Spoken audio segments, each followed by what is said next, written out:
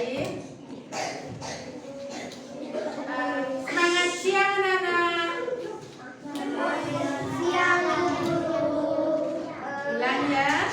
Pagi aja paginya. Semangat pagi anak-anak. Pagi.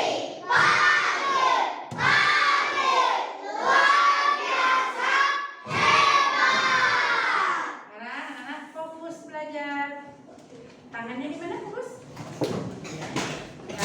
Sebentar guru menjelaskan. Anak-anak dengarkan dengan baik ya. Boleh ribut. Kalau guru bertanya, anak-anak angkat tangan ya. Sekarang ibu guru akan jelaskan tentang cerita apa? Mahabharata. Memahami kitab Mahabharata. Sebelum Mahabharata, dulu anak mempelajari tentang kitab Ramayana. Masih ingat? Masih ingat? Ramayana itu kisah peperangan yang berasal dari mana? Dari Bali apa dari India? Dari India. Udah lupa yang belajar kelas 1. Ramayana merupakan kisah peperangan yang berasal dari India. Kitab Ramayana ditulis oleh Maharshi siapa? Maharshi Walmiki. Udah lupa juga. Ramayana berasal dari kata Rama dan Ayana. Apa artinya Ramayana? Kisah perjalanan suci Rama. Nah, sekarang di sana ada 7 kitab, ya, 7 kitab yang disebut dengan Sapta Kanda. Sapta artinya 7, Kanda artinya kitab atau buku. Nah, ini cerita Ramayana itu dibagi menjadi 7 kitab, ya, yang disebut dengan Sapta Kanda. Sedangkan di dalam pelajaran Mahabharata dibagi menjadi 18 parwa. Ada 18 parwa. Udah nyatet nggak anak-anak 18 parwa itu? Belum ya? Belum. Asta Dasa Parwa ya namanya. Asta Dasa Parwa. Asta 8, Dasa 10. Berarti 10 tambah 8 berapa? 18. Asta Dasa Parwa 18 cerita ya. Di buku itu 18 ini ya. Jadi ada episode 1-nya tentang apa dia. Nah, sekarang buku lanjut tentang Mahabharata. Mahabharata berasal dari bahasa apa? Coba yang keras. Biar anak-anak gini ya, melekat gini ya. Kalau Mahabharata berasal dari berapa suku kata? Berapa kata? 2 yaitu Maha dan Bharata. Apa artinya Maha? Besar. Maha, ketuhanan yang Maha besar. Berarti Maha besar ya. Kalau Bharata artinya apa? Keluarga Bharata. Jadi Mahabharata artinya apa? Keluarga besar Bharata. Nah, sekarang kita Mahabharata ditulis oleh siapa? Kita Mahabharata ditulis oleh Resi siapa? Resi Vyasa. Kita Mahabharata ditulis oleh Resi Vyasa. Nah, sekarang di dalam kita Mahabharata ada tokoh-tokohnya ya. Tokoh Mahabharata. Ada yang tokoh bersifat baik atau dharma. Ada yang tokoh berperilaku tidak baik atau adharma. Kalau sifat tokoh yang baik itu kayak gimana nak? Nah, yang termasuk bersifat baik itu apa? Maksudnya yang termasuk bersifat baik itu kayak apa? Jujur, suka membantu, suka menolong, bersifat disiplin, itu namanya baik ya. Kalau anak-anak disiplin nggak baik namanya. Teguh ya, teguh pendirian. Umpamanya anak sekarang berpikir ini tetap nggak berubah, itu namanya teguh ya, tetap pendirian. Sekarang gini, besok lain, nah itu artinya tidak tetap pendirian. Ya, menyayangi, sabar, ya, setia. Rendah rendah hati. Itu sifat-sifat yang baik ya. Kalau yang bersifat tidak baik itu gimana? Licik ya, sombong, angkuh, suka iri hati, pendendam, itu gak bagus ya. Itu termasuk adharma. Suka melawan ya, senang bertengkar, berkata kasar, berkata jorok, itu baik apa enggak? Tidak ya. Makanya anak-anak dari kecil berperilakulah yang baik, berperilaku sopan. Kalau berkata tuh lemah lembut, nggak boleh keras-keras ya. Apalagi sama orang tua, nggak boleh melawan orang tua, nggak boleh berkata kasar, apalagi jorok ya. Itu buang jauh-jauh ya anak-anak. Coba dari sekarang sikap gininya tuh, disiplinnya itu tingkatkan ya. Pas aku bagus, pas dua ditingkatkan lagi biar kelasnya mendapat nilai terbaik. Karena anak belum mandi ya. Nah, ada sekarang coba anak buka bukunya Pak Bos. Nah, ini ada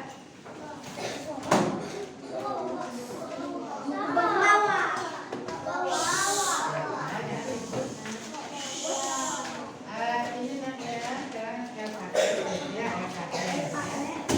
Sekarang kita buka halaman 20. Di sini membaca tentang Yudhistira.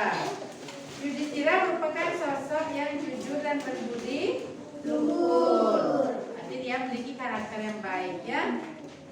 Ia mengayomi dan menuntut adanya ke jalan dharma atau ke jalan yang baik.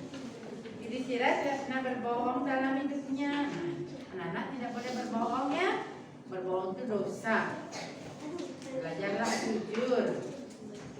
Tidak pernah berbohong ya. Dari kejujurannya, ia dikenal dengan nama Dharma Wangsa. Karena dia terlalu jujur, sering jujur, nggak pernah bohong. Dia dikenal dengan Dharma Wangsa. Dharma Wangsa itu adalah orang yang sifatnya bijaksana ya. Dalam pewayangan itu dia bernama Dharma Wangsa. Yudhistira adalah sosok pemimpin yang arif dan bijaksana. Bijaksana, arif, tidak memilih-milihnya ya. Semua diayomi. Dan Bima. Bima adalah saudara Yudhistira yang bertubuh paling besar. Badannya kekar ya, karena dia menjaga apa? Menjaga kesehatan tubuh, makan yang teratur ya, makan teratur, sering berolahraga gitu. Makanya badannya menjadi sehat kuat. Walaupun dia bertubuh besar, dia berhati lembut. Badannya, kalau orang lihat tuh badannya besar kayak orang galak ya, enggak, dia hatinya lembut, ya penyayang. Imam memiliki sifat setia, bertanggung jawab. Ia anak yang rajin dan tidak suka menunda-nunda pekerjaan. Kayak ada PR ada PR biar dia nggak beban ya. Pulang dari sekolah habis makan tuh langsung dikerjain PR yang tadi. Berarti tidak ada beban lagi ya. Bisa belajar besoknya. Itu berarti dia tidak menunda-nunda pekerjaan. Kalau kita sering menunda-nunda pekerjaan, itu tidak baik. Nanti males jadinya. Nanti aja. Ada malamnya besok aja. Kan tertunda jadinya ya. Nah itu ciri-ciri anak yang males ya. Terampil dalam dan pekerja keras. Pekerja keras ya anak uletnya. Di Bima sangat disayangi oleh teman-temannya. Ya, sosok pekerja keras, bertanggung jawab dan setia. Bertanggung jawab dengan pekerjaannya ya. Apa dikasih tugas dia selesaikan. Itu namanya tanggung jawab. Arjuna adalah Pandawa yang berparas menawan. Ya, saudaranya Arjuna yang paling ganteng ya. Dia memiliki sifat ulas asih dan penyayang. Arjuna sangat rajin belajar dan taat terhadap ajaran guru. Nah, di antara gininya dia paling rajin belajar ya, makanya dia pintar. Dan dia karena kerajinannya itu ya anak yang pintar. Arjuna sangat disenangi oleh teman-temannya.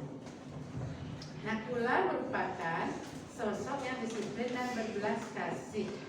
Ya, pintar menyimpan rahasia. Nah, ini Al-Quran ini kalau ada yang ngasih tahu jangan dibilang dia bisa menyimpannya.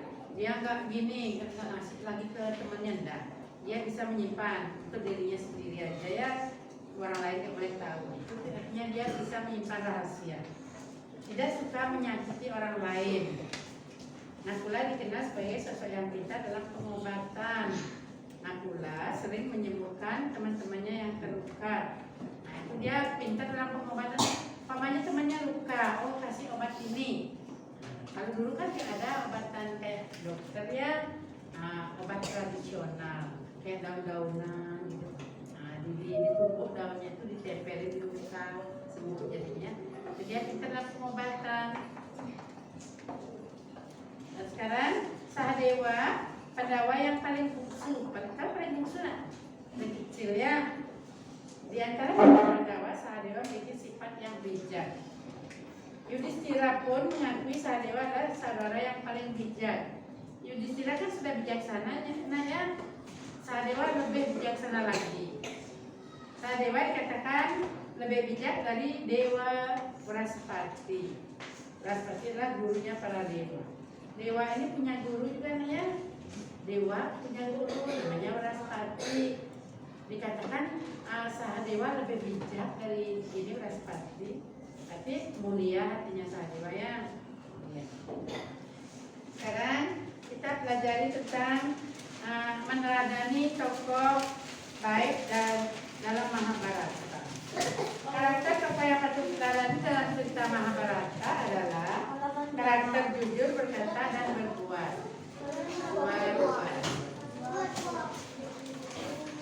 Tegas dalam mengambil keputusan.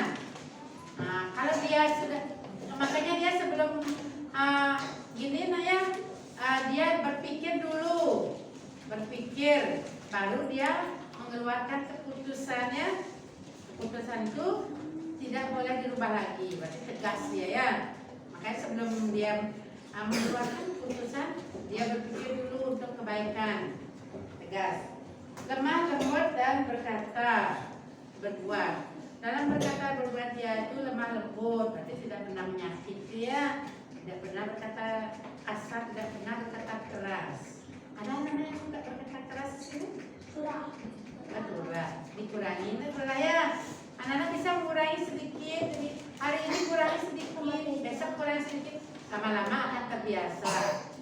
Ya. Kalau kerasnya itu di ininya, kalau anak-anak upacara bendera, kalau bersuara keras boleh ya. Kalau sekarang itu jangan lembut, apalagi parasnya ganteng ya. Biar gini nak, kata-kata perbuatan itu biar sama dengan paras. Parasnya ganteng, kata-katanya kasar ya cocok ya. Kan dikurangi turah ya. Nah sekarang teguh pendirian dan tidak ragu membuat keputusan kayak tadi. Sebenarnya teguh pendirian. Sekarang dia bertekad gini, tetap tidak dirubah-rubah lagi. Tapi dia teguh dalam pendirian. Pemberani dan bertanggung jawab atas perbuatannya, bersifat pemberani. Ada yang penakut di sini? Anak-anak harus bersikap pemberani ya. Apalagi yang memilih istilah pramuka ya. Pemberani, bertanggung jawab, apa yang anak kerjakan harus bertanggung jawab ya. Berani berbuat harus berani bertanggung jawab. Tuh. Ada yang berbuat jahat dilawan ya. Sabar menghadapi segala cobaan, ada ujian nak, dia dengan gini yang gini nak, sabar dia, tidak cepat putus asa, diterima apa ujian itu diterima, dilakukan dengan sabar, ini lama-lama akan membuahkan hasil yang baik. Bersahaja dan ramah kepada teman, umpamanya di luar rumah ya, bertemu dengan teman lain kelas, dia tetap menyapa, ramah, tidak judes ya. Anak-anak pernah gini bertemu sama teman tidak menyapa? Tidak ya, sapa teman dengan baik. Tekun dalam belajar. Dalam belajar dia tekun, apa yang dijelaskan didengarkan dengan baik. Itu namanya tekun ya.